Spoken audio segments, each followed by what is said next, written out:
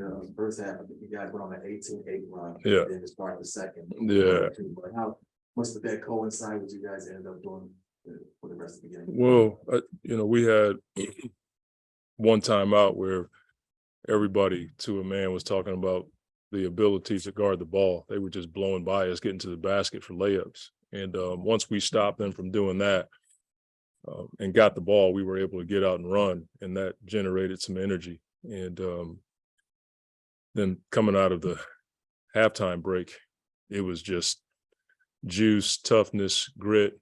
Offensive execution was decent, but I thought we were able to get the stops in a row to start the half. That really gave us a lot of energy. Curious with Devin, I actually like the regular season. You weren't worried about him in the slump, and I actually like just to see what he did. Say that again. I said you weren't worried about him being in a slump. No. At the end of the year, at the end of the season. How nice was it to see? Yeah. I mean, I was planning on taking him out the first 2 minutes of the fourth. Then he got going, and then I said one more play, and then one more play, and he kept hitting shots. So I just let him go. But when he's attacking like that, and then he was, knocking down big shots from outside, it just keeps everybody off balance. And I thought the spacing was a lot better tonight. I thought we were organized a little bit better than we were the other day. But just having the balance of him and Kevin being able to get to their spots with a live ball helps. But I thought Chris did a really good job of just putting the ball in Book's hand and saying, you go. And Chris was on the second side. So, Book scores in a number of ways. And when he's going like that, I think the team feeds off of his high level play, if you will. One other thing I had, when you look at Kevin, that was more off the curls and then getting some movement early. How big do you think that was if the game started? Yeah, I mean, we're just trying to keep it as simple as we can and space around him. I thought DA and Biz did a really good job of freeing him up with the screening. And I think the more they play together, they can figure out, is he going to go over top or underneath? And when he catches it with a live ball, he's so tall, he can see over top and see where the double team is coming from, but he can also just get that shot off. A lot of you guys went on an incredible run in the middle quarters, and a lot of it was Devin finding the shot for himself versus teammates. Was that the offense that you were looking for after game one, and just the flow? I think, again, like anytime we can rebound the ball, like we rebounded tonight, we actually won. I don't know what the stat was after tonight's games, but almost every team that's won the rebound battle has won the game. I think it's 9 out of 10 before tonight. So when we rebound like that, we can get it to any one of those guys. And now, as I've said before, our best offense is a defensive stop. But when Book is going downhill like that, he's hard to guard. As a playmaker, just the steps that you've seen him take in the last 2 years, specifically at this winning level, to be able to diagnose defense. I think continuity helps when you have a player like Book, because you spend a lot of time in the gym talking about spacing and where guys should be. And that allows for him to go. And then if he does have to make the pass, he knows where that guy is. And then the other part is he's just good. When he's rolling like that, it's hard to guard him when he's going downhill. But I think having Kevin on the floor allows for more space, and then Torrey is knocking down shots. So he's just a tough cover when he's playing downhill, but in particular off of stops. Coach, with Book and Katie in those live ball situations, you guys did a lot more mid-range shots tonight, but you also generated more threes. Yeah, a few more. I think they are giving us a few of them because Torrey is outside, J.O.'s outside, and they're plugging the paint a bit with Zubac. And so that allows for us to get some corner threes. But anytime you can get the ball in your best player's hands and space the floor well, I think it allows for you to be more efficient. That's what they're doing with Kawhi. He gets it at the nail. It's a tough place to double team. It reminds me of back in the day with Dirk, when he played at the nail. That's a tough spot to try to double team. So we're just going to do our best to, give those guys the ball in space, and then everybody else around them has to be ready to make a play. And I thought Chris was down the stretch. He was really good in pick and roll. One time he shot it.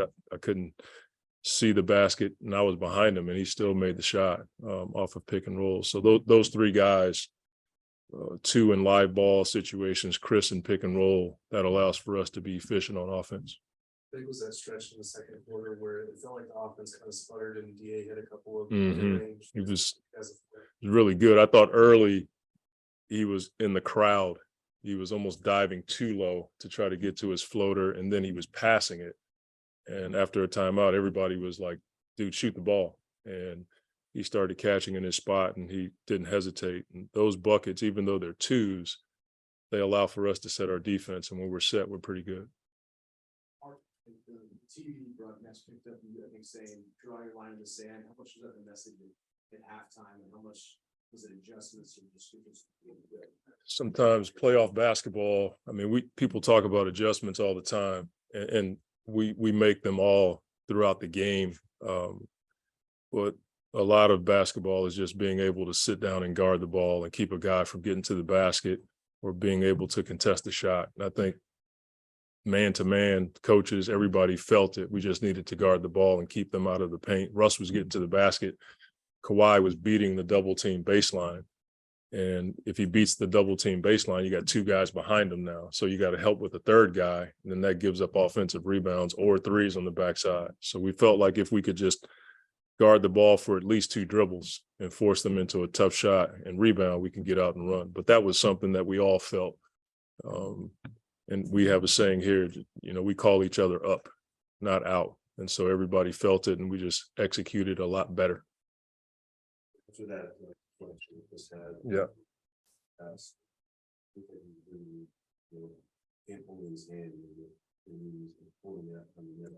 He seems, I don't have anything to report. He seems like he's okay. Two more, Dave, Ben. Chris Paul looked like, again, in the first half, he was struggling with the catch and shoot on the threes, and he was driving in and trying to hit the middle instead.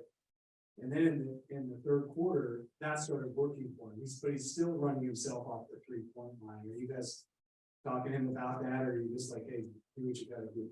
It's probably both. I mean, we want him to take those shots, but you don't want to take away from his creativity. You know, for whatever reason, he didn't take those shots, but down the stretch, he took the shots that mattered. And, you know, that's just Chris, Kevin Young and Book, and everybody's telling him to shoot those shots, and he can make them at a high level. But I do like him attacking the basket too, because he can pass it or get to his midi.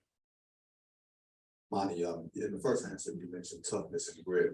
I know this win was important, but was the how just as important that it wasn't a shootout, that it had to get a little ugly and you guys had to figure some things out? Yeah, In those middle quarters. I think that's just playoff basketball. When you have a close game like this, it's going to be ugly.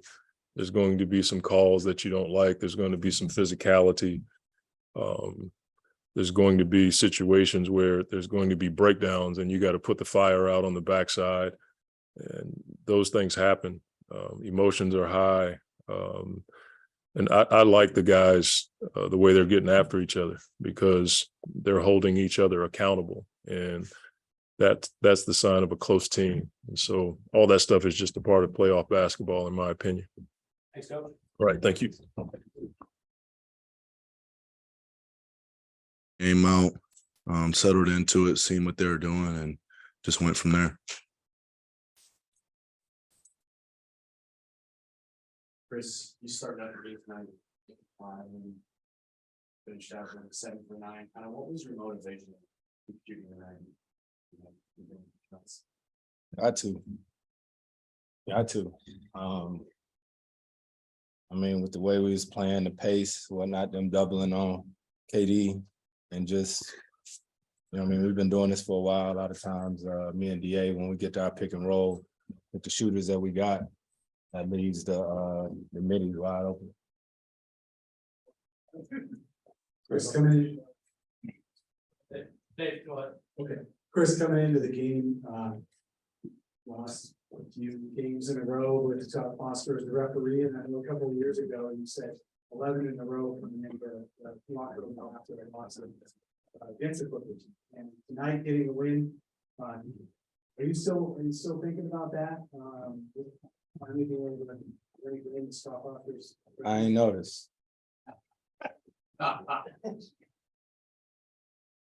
Now I think we all about in this run, you know what I mean, minimizing distractions. You know what I mean? So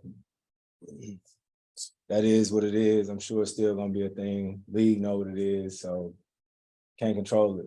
Ain't been able to control all the other ones, so it ain't gonna change now. You know what I mean? So the game is the game. Devin, I'm coming in late with just that shot at the end of the first half and then to keep that going. How much did that lead to what you ended up doing in the second half in that huge three? I think how we finished out the second quarter overall, outside of that shot, was good momentum going into the third, and how we started the third quarter was big for us too. Yeah, they asked about the start before you got on here, and we obviously wanted to get her off to a better start again and didn't, but we just let the game settle and went from there. But there was a certain point in those half-court possessions in the third quarter where you were kind of directing traffic, moving the chess pieces. How comfortable did you feel as a playmaker with the way you were seeing it? Comfortable. Can you expand a bit just on how zone you were in and how you were feeling throughout that process? Yeah, I mean, it's that time of year.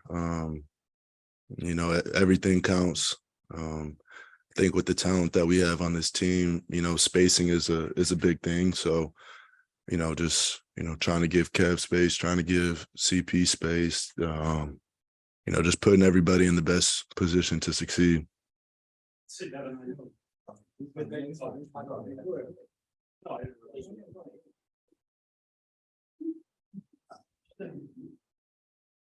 I know with the 4 stars and 4 now that Kevin's here, you talk about spacing and everything. What's important to just get a win with him just to prove that you could do it in the postseason? I know that kind of sounds dumb a little bit, but just prove and for yourself. That's a 2-time champ, 2-time finals MVP. He's proven enough. I mean, we didn't lose any games with each other during the regular season, and we just dropped game 1. So, just want to come out and respond. And like you said, spacing is a big part of that. He's so talented. You just have to let him work. Both you guys did an excellent job tonight in calls or non-calls. Did that emphasis come into the game? That's an emphasis going on the whole playoffs. You know what I mean? Minimize distractions. We know what it looked like sometimes during the regular season with texts and this, that, and the third. We're trying to control what we can control. You know what I mean? And just trying to, stay present, focus. It's mostly us too. So we got to hold each other accountable with it. Straight up. What do you guys make of Torrey's contribution so far in the series, whether it's the spacing and the shooting, the screening, or just what we're doing? Craig made just about every big shot for us tonight. If you watch games, it's the timing of the shots. Sometimes when the team got a chance to cut it from 6 to 4, 3, and then Craig would hit a 3 to put us up 9. It was the timing of the shots that he made, and that's big in the series. Sorry, if it's already asked, but you always want to read questions. It's late in the season about being more responsive and very more shooter. So both Dory and Cement agreed that they will usually get over to you without that.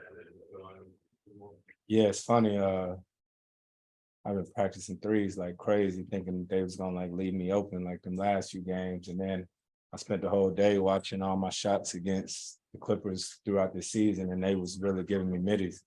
And so just refocusing, you know what I mean? They're not really leaving me for the 3, but we didn't play against them a lot. So just get to your spots.